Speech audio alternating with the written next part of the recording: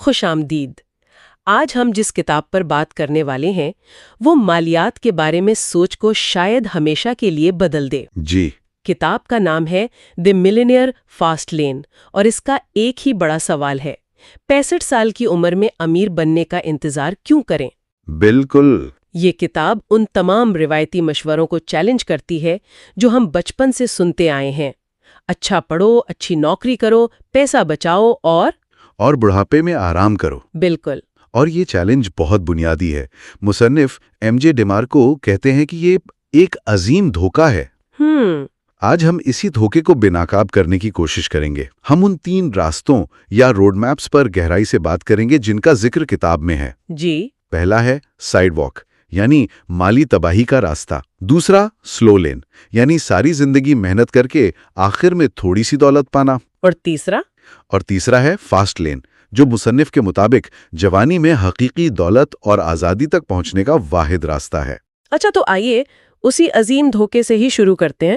ڈیمارکو آہستہ امیر بنو کے نظریے کو بہت سختی سے مسترد کرتے ہیں۔ جی بالکل۔ ان کا کہنا ہے کہ یہ 401 کیز، انڈیکس فنڈز یا ہر مہینے تھوڑی تھوڑی بچت کرنا، یہ سب ایک بہت سست رفتار چیل ہے۔ اس راستے پر چل کر شاید کوئی امیر بن بھی جائے، لیکن تب تک جوانی، توانائی اور زندگی سے لطف اندوز ہونے کا وقت گزر چکا ہوگا۔ یہیں پر ان کی سوچ کا مرکز ہے۔ وہ کہتے ہیں کہ مسئلہ پیسے کا نہیں، وقت کا ہے۔ وقت کا؟ جی۔ روایتی مشورہ آپ سے آپ کی زندگی کے 40 سے 50 سال مانگتا ہے، یعنی آپ کی پوری جوانی اور آدھیڑ عمر۔ تو آپ اپنا وقت بیچ رہے ہیں۔ بالکل۔ آپ اپنا وقت بیچ کے پیسہ کماتے ہیں، پھر اس پیسے کو مارکیٹ میں لگاتے ہیں جو بہت آہستہ بڑھتا ہے۔ مصنف کے نزدیک یہ زندگی کا سب سے برا سودا ہے، کیونکہ آپ اپنی سب سے قیمتی چیز قربان کر رہے ہیں۔ جی، وقت اور جوانی، ایک ایسی دولت کے لیے جس سے لطف اندوز ہونے کے لیے شاید توانائی ہی نہ بچے۔ لیکن ایک منٹ، آہستہ امیر بننے کا نظریہ تو وارن بفیٹ جیسے بڑے سرمایہ کاروں کا ہے۔ صحیح۔ کمپاؤنڈ انٹرسٹ کو تو دنیا کا 8واں عجوبہ کہا جاتا ہے۔ کیا ڈی مارکو یہ کہہ رہے ہیں کہ وہ سب غلط ہیں؟ یہ تو بہت بڑا دعویٰ ہے۔ یہ بہت اہم سوال ہے۔ دیکھیں، ڈیمارکو بفیٹ کی سرمایہ کاری کی حکمت عملی پر تنقید نہیں کر رہے، بلکہ اس سوچ پر کر رہے ہیں کہ ایک عام ملازم اپنی تنخواہ سے تھوڑا تھوڑا بچا کر اس طرح امیر بن سکتا ہے۔ اچھا۔ ان کے مطابق کمپاؤنڈ انٹرسٹ تب کام کرتا ہے جب آپ کے پاس ایک بہت بڑا سرمایہ ہو۔ اگر کوئی سال میں 1 لاکھ روپے بچا کر اسے 10% پر 40 سال کے لیے لگاتا ہے تو یہ ٹھیک ہے، لیکن یہ اسے جوانی میں آزاد نہیں کرے گا۔ بالکل نہیں۔ ڈیمارکو کا نقطہ یہ ہے کہ آپ کو پہلے ایک بڑا سرمایہ بنانے کے لیے فاسٹ لین کی ضرورت ہے، پھر آپ سلو لین کے اصولوں سے اس کی حفاظت کر سکتے ہیں۔ مسئلہ شروعات کا ہے۔ یہ بات سمجھ میں آتی ہے، یعنی پہلے انجن کو تیز رفتاری سے چلانا ہے، پھر اسے مستحکم رکھنا ہے، اور شاید اسی لیے ڈیمارکو اپنی ذاتی کہانی اتنی تفصیل سے بتاتے ہیں۔ بالکل۔ ان کی کہانی اس کتاب کی روح ہے۔ وہ بھی ایک عام نوجوان تھے جو امیر بننا چاہتے تھے، لیکن انہیں کوئی راستہ نظر نہیں آتا تھا۔ پھر ایک دن انہوں نے ایک نوجوان لڑکے کو لیمبورگینی چلاتے دیکھا۔ انہوں نے ہمت کر کے اس سے پوچھا کہ وہ کیا کرتا ہے، اور اس نے کیا کہا؟ اس نوجوان نے صرف اتنا کہا، میں ایک موجد ہوں۔ یہ 90 سیکنڈ کی ملاقات ڈیمارکو کے لیے ایک دھماکہ تھی۔ مطلب انہیں پہلی بار احساس ہوا کہ دولت مند بننے کے لیے آپ کو کوئی ایتھلیٹ یا اداکار ہونا ضروری نہیں۔ جی، یا کسی امیر خاندان کا فرد ہونا۔ آپ کچھ بنا کر، یعنی ایک پروڈیوسر بن کر بھی امیر ہو سکتے ہیں۔ لیکن یہ کوئی جادو کی چھڑی نہیں تھی۔ ان کا سفر ناکامیوں سے بھرا پڑا تھا۔ انہوں نے کئی عجیب و غریب نوکریاں کیں، بہت سے چھوٹے موٹے کاروبار شروع کیے جو بری طرح ناکام ہوئے۔ ایک وقت ایسا بھی آیا جب وہ ڈپریشن کا شکار ہو کر اپنی ماں کے گھر واپس چلے گئے۔ اور سب سے نچلا لمحہ وہ تھا جب وہ شکاگو کی سرد راتوں میں لیمو ڈرائیور کے طور پر کام کر رہے تھے۔ اور اسی لمحے میں ان کی زندگی کا سب سے بڑا موڑ آیا، جسے وہ بیداری کا طوفان کہتے ہیں۔ بلیزرڈ آف اویکننگ۔ جی، ایک رات شدید برف باری میں پھنسے ہوئے انہیں اچانک یہ شدید احساس ہوا کہ اگر انہوں نے کچھ نہ بدلا تو ان کی باقی زندگی اسی طرح دوسروں کو ان کی منزلوں تک پہنچاتے ہوئے گزر جائے گی، جبکہ وہ خود کہیں نہیں پہنچیں گے۔ بالکل۔ یہ وہ لمحہ تھا جب انہوں نے فیصلہ کیا کہ وہ اپنی زندگی کا کنٹرول اپنے ہاتھ میں لیں گے۔ اور اس کے بعد انہوں نے وہ ویب سائٹ بنائی جو لیمو سروسز کو کلائنٹ سے جوڑتی تھی۔ جی، .com بوم کے دوران انہوں نے یہ کمپنی $1.2 ملین میں بیچ دی۔ لیکن کہانی یہاں ختم نہیں ہوئی۔ اچھا؟ نئے مالکان نے کمپنی کو ٹھیک سے نہیں چلایا اور وہ دیوالیہ ہو گئی۔ ڈیمارکو نے اسے دوبارہ خریدا، بہتر بنایا اور ایک ایسا نظام بنایا جسے وہ منی ٹری کہتے ہیں۔ ایک ایسا درخت جو خود بخود پیسے دیتا رہے، یعنی پیسیو انکم کا ایک ذریعہ۔ بالکل۔ اس نظام کی بدولت 33 سال کی عمر تک وہ کروڑ پتی بن چکے تھے۔ واہ! ان کی کہانی سے 2-3 باتیں بالکل واضح ہو جاتی ہیں۔ پہلی، دولت لکیری طور پہ نہیں بنتی، یہ غیر متناسب طور پر بنتی ہے۔ یعنی ایسا نہیں ہوتا کہ آپ ہر سال 10% امیر ہوتے جائیں گے۔ جی نہیں، ان کی آمدنی پہلے چند سال بالکل نہیں تھی اور پھر اچانک مہینوں میں لاکھوں تک پہنچ گئی۔ دوسرا، تبدیلی ایک لمحے میں آ سکتی ہے، وہ 90 سیکنڈ کی ملاقات یا لیمو میں آنے والا خیال۔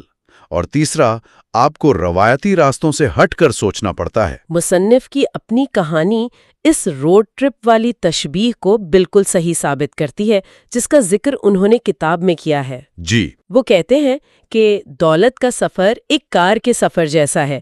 اگر آپ صرف منزل پر نظر رکھیں گے اور اپنی گاڑی، سڑک اور رفتار پر دھیان نہیں دیں گے تو آپ کبھی نہیں پہنچ پائیں گے۔ یہ تشبیہ بہت اہم ہے۔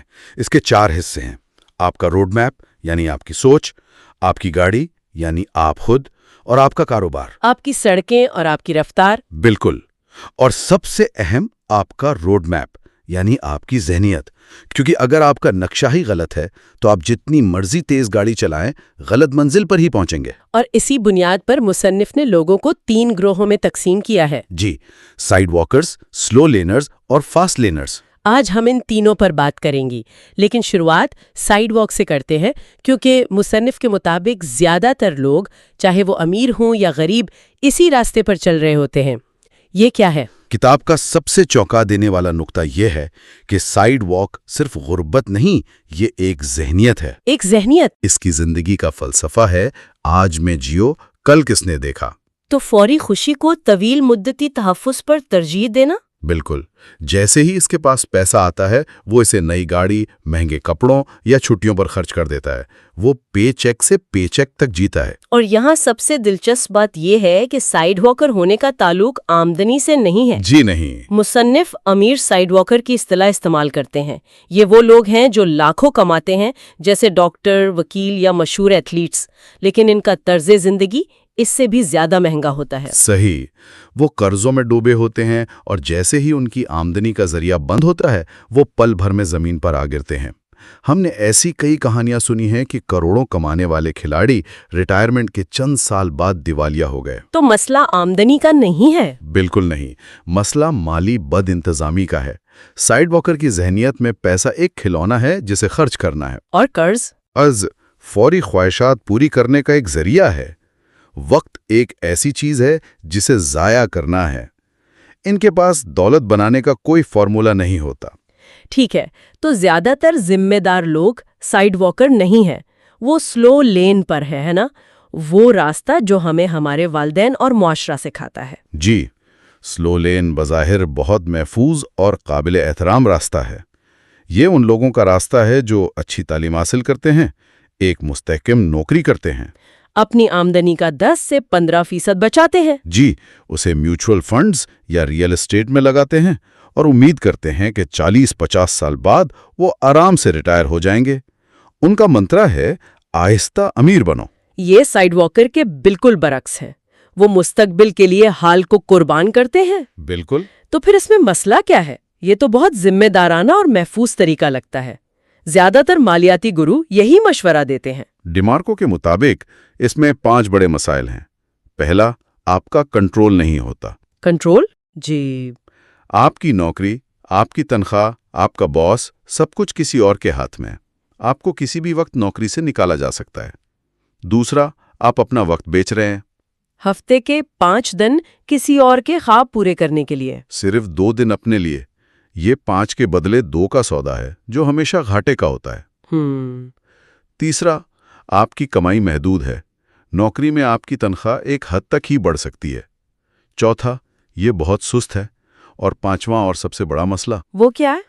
آپ اپنی دولت کو ایسی چیزوں سے جوڑ دیتے ہیں جن پر آپ کا کوئی اختیار نہیں، جیسے سٹاک مارکیٹ کا اتار چڑھاؤ۔ ایک بڑا بحران آپ کی زندگی بھر کی بچت کو آدھا کر سکتا ہے۔ یعنی سلو لین ایک ایسا پنجرا ہے جو سونے کا لگتا ہے لیکن ہے پنجرا ہی۔ آپ محفوظ محسوس کرتے ہیں لیکن آزاد نہیں ہیں۔ آپ اپنے زندگی کی ڈرائیونگ سیٹ پر نہیں بیٹھے۔ یہ بات واقعی سوچنے پر مجبور کرتی ہے۔ تو اگر سائیڈ واک ایک مالی خودکشی ہے اور سلو لین 50 سال کی قید، تو پھر فاسٹ لین کیا ہے؟ کیا یہ کوئی جلدی امیر بنو اسکیم ہے؟ نہیں، بالکل نہیں۔ یہ سب سے بڑی غلط فہمی ہے۔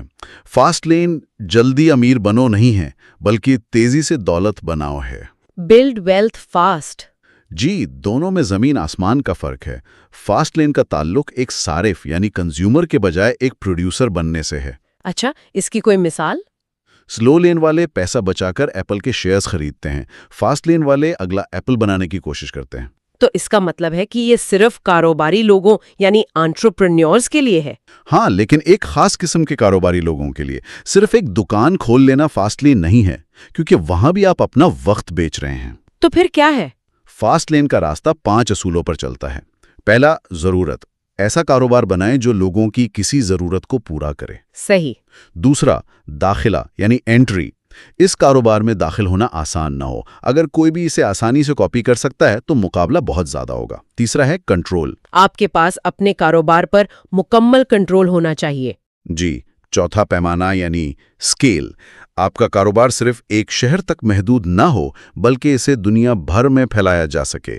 اور پانچواں، وقت سے علیحدگی۔